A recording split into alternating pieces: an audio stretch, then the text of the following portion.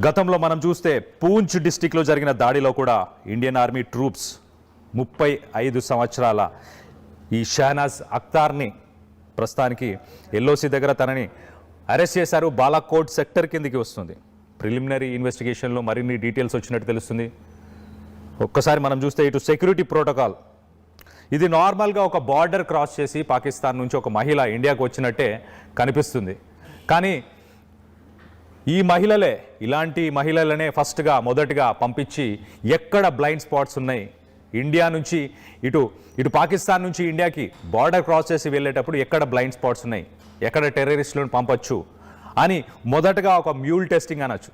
అంటే ఒక టెస్ట్ చేయడానికి ఇలాంటి మహిళలను పంపిస్తుంటారు, లేకపోతే కొన్ని వెపన్స్ని సప్లై చేయడానికి ఇలాంటి మహిళలను పంపిస్తుంటారు.